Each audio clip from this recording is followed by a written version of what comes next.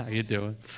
So I've been trying to write this talk for about a month, and I figured I wasn't going to force it, and it would come to me. So last night I had an improv show that I was performing in, and after that I went out and had a few drinks with friends. And so I woke up at about 6:30 this morning, tiny bit hungover, and wrote this talk. Thank you. I'm pleased. It did come. I didn't have to force it. And here we are. So I'm not a public speaker by trade or anything. So I've got notes here that I'm going to be reading off of, and I'll try to look at you anyway sometimes. And here we go. All right. So one of the things that attracted me to this whole CSL thing is the complete absence of consensus. We can't even agree on a name for God or spirit or universe or whatever. And that's how I live my life. I don't really do consensus. I don't pretend to know what it means that I'm not alone in the universe. It just feels good to feel like I'm part of something that's bigger than me. So pretty soon after I discovered this place, I took the Foundations class, which is called something different now, but take it when you have an opportunity to do that because it's pretty cool. One of the striking things for me in the book Science of Mind, which is the textbook for that class, and I guess the monolithic book of this philosophy, is Holmes's willingness to say he doesn't know what happens after we die. He's talks for a little bit in there about here's some cool things that I hope it's like, but I don't really know. And it's that level of humility that started breaking down my resistance to all of this stuff. I used to wince a little bit when I heard the word God, not because of any religious trauma. My parents were not church attenders, and they always said that if we wanted to go to church, they'd drop us off and we'd check it out. And, I did that a couple of times, and I started to see churches as places where I was taught things that didn't feel particularly true and that had no bearing on or resemblance to my daily life. So I read a lot throughout high school and college. I read a lot of philosophy, and against all odds, I read a lot of theology because I was fascinated by this whole thing, this whole idea of religion that made zero sense to me. I developed a love for St. Augustine. He wrote The City of God. It's a very, very huge brick of a book that's a lot of fun. I really enjoyed his reading, not because I believed he was right, but because it was intriguing to watch him develop these brilliant arguments. He wasn't trying to find new understanding like the other philosophers were. He was trying to move toward orthodoxy, meaning he was given the answers and then had to figure out how to make those answers coincide with his view of reality. So it was a lot of mental gymnastics, and it was kind of cool, actually, that he was able to do this, but it felt to me like there had to be a simpler answer to all of this. So when you start digging into religion, you start to realize that there are many, many answers out there about what the universe is all about. I assume many of you are here because you do that digging, and this is where you landed, because I think that's how everybody gets to a Center for Spiritual Living. If you're anything like me, you take the answers that correspond to your experience, and you discard the ones that clash with it. That's how Ernest Holmes and a lot of these New Thought theologians did this thing. It's like religion is this big lake of different possible ways of seeing the world.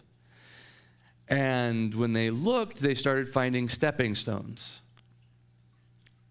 It's like the old joke suggests, you don't have to be magic to walk on water if you know where the rocks are. I've been accused of blasphemy in the past. I'm sorry if I... We'll get there, whatever. Science of Mind, which was Ernest Holmes' system of thought, in my read of it, it rejects orthodoxy, which is the thing about it that I love. Its unofficial motto is try it and see. And by doing that, it's become a functional theology of pluralism. And we'll talk about that word in a second.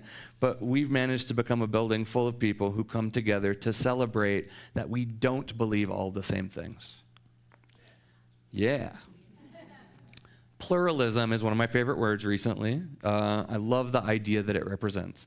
It's the idea that a society can be made up of people with different beliefs and values.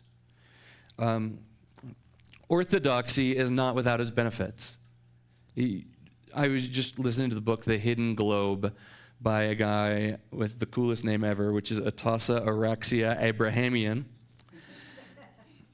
He talks about the benefits of orthodoxy in business, which is not what the book's about at all. It's a really cool book about how free ports and free trade zones give certain people certain privileges to escape international law and stuff. It's a lot of fun. It's a great read. But what he talks about is he talks about how certain industries are made up entirely of members of a single orthodoxy. So for example, diamond trading, the whole diamond trading industry is made up of Orthodox Jews. Because it turns out if you share a large subset of your values with your competitors, you have to worry less about things like turning pages, that are against those values. The high levels of diamond trading, there's almost no theft. There's almost no dishonesty or unfairness. And everybody locks their doors at the same time on Friday evening, so you don't have to worry about your competitors getting ahead of you on the weekend. It's kind of awesome, right? It saves unbelievable amounts of time and money on things like security and lawyers and weekend staff. And it's a remarkably efficient way to do business. Now, in the legendary days of the American family, you guys remember hearing about these that probably existed sometime in the 50s. They were on the TV. When neighborhoods were safe and kids were reared not just by their parents, but by the whole community.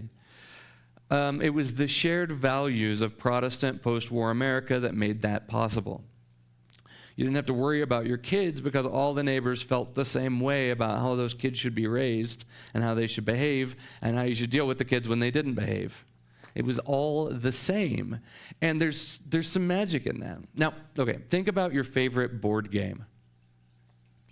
Board games work because they're orthodox. There's a set of rules laid out at the beginning that everybody follows.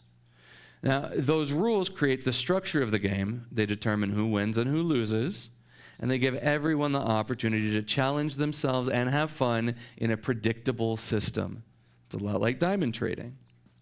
Now, recently, if you guys have been playing new board games, there are a lot of asymmetrical games that are popping up on the market. Asymmetrical game is a game where each player has to follow a different set of rules to achieve a win. And it's often not clear what rules your opponents are following. Sometimes they draw some rules out of a deck of cards, or sometimes there's a big system of rules and they get to choose which path they're going to follow to try to win this game, and you don't really know what they're trying to accomplish. It's kind of awesome. So what it means to win is sometimes even different player to player, but all the players are using the same board and the same limited set of resources in order to get to that win. In order to play games like that, you have to practice empathy. Based on what my opponent is doing, what does he seem to want? What does he seem to be trying to accomplish? What do his values seem to be? There are other games that are both asymmetrical and cooperative. Dungeons and Dragons is a really good example of that. Now, each player is given a set of rules, often in the form of unique skills, and the players work together to defeat the game rather than one another. In these games, we learn to determine what is ours to do and to focus on that, while the other players focus on their own specialties. Remarkably, in these games, one player, generally the one with the most complete knowledge of the game's mechanics, often falls into the role of leader and helps to organize the efforts of the others through delegation. And these games are built from a pluralistic, not an orthodox mindset. And they're fascinating. They're a lot of fun to play. Now, living in a pluralistic society is dangerous in some ways. But danger is only a bad thing when we don't know or when we pretend not to know that it's there. Many dangers like cars and electricity and the internet and AI confer amazing benefits, like opportunities to practice specialization and empathy.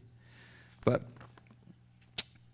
if we're in a society where everybody makes their own choices and creates their own values and follows their own rules, it puts a lot of pressure on us to do that well. In a world where the Bible contains all you need to know to be successful, one needs only read the Bible and listen to his preacher's interpretation of it. But most of us don't live in that world anymore. We have to do the work to figure out what success means to us, what being a good person means to us, what it means to do the work in the first place. And we can absolutely guarantee that other people we run into will have answered those questions differently. It can be incredibly overwhelming. And if we fail, there's nobody else to blame. So, I'm going to suggest a few starting rules, not because mine are better than yours, or more reasonable, or somehow more fail-safe, but because listening to other people's approaches to life is the best possible way to refine your own. Like Ernest Holmes, we can take what works for us and reject the rest. You get to listen to mine because some unlikely accident of circumstance has strapped a microphone to my head. Now, first rule, practice empathy. Understand that the people around you have a unique emotional world that generally has very little to do with you. Understand that people see and experience the same events differently.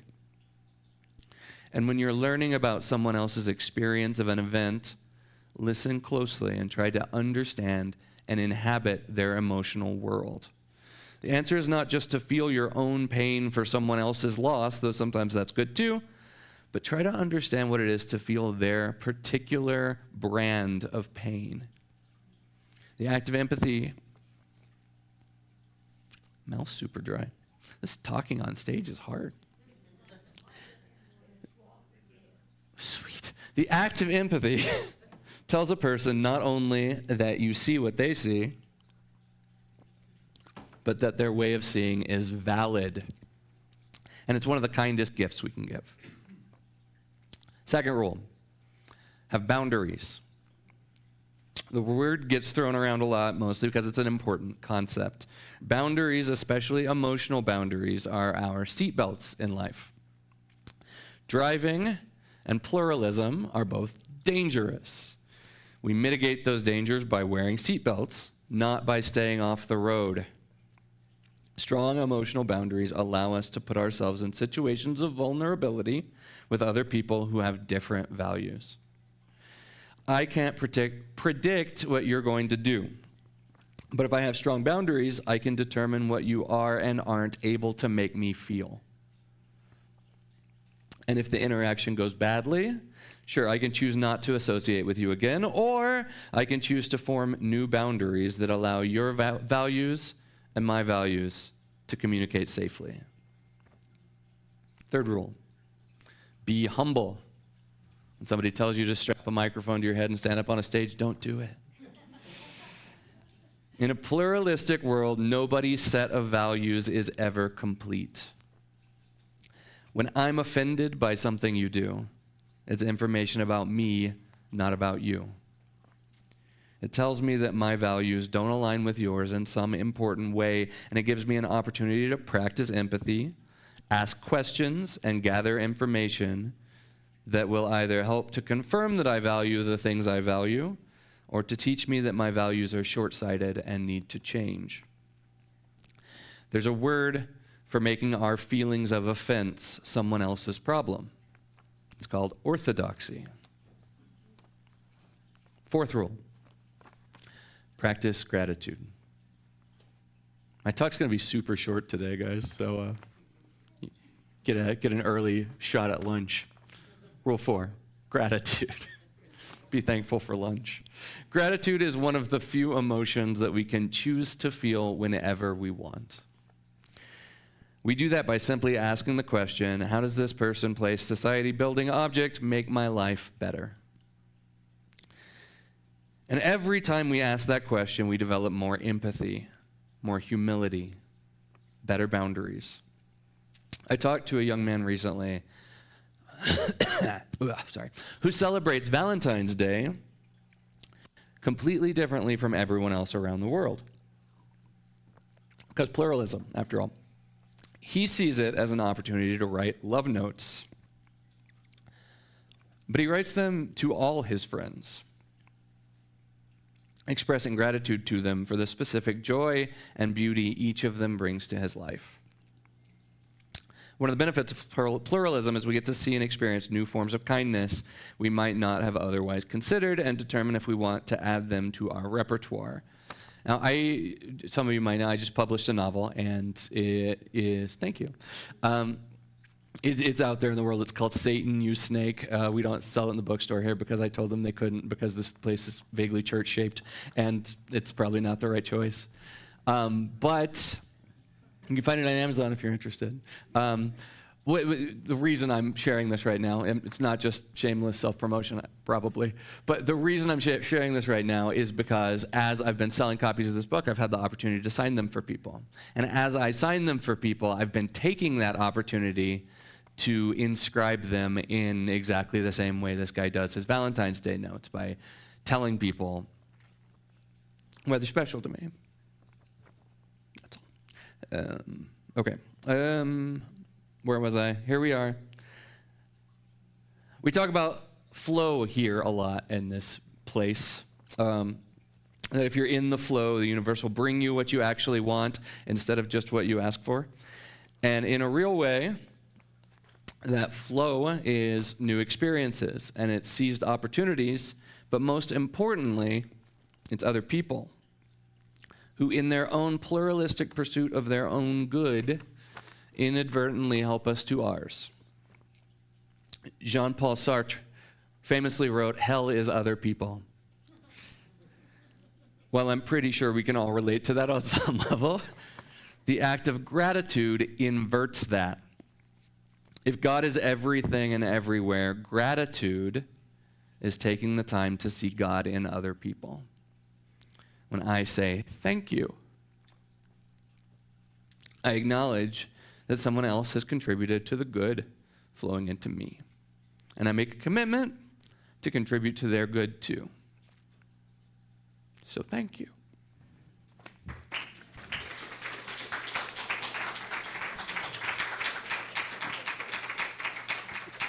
Thank you.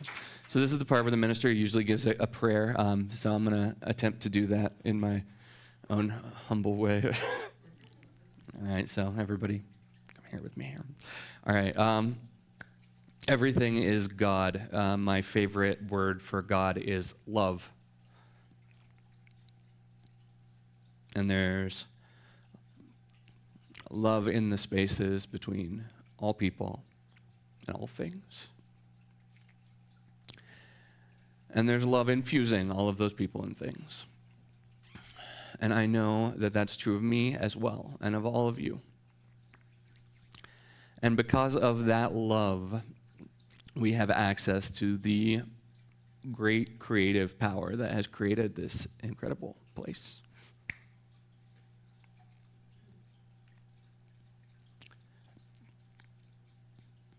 And everything that we need and everything that we are is here for us whenever we reach out and grab it. For that, I express unbelievable amounts of thanks and gratitude. And let's go ahead and release that. And so it is.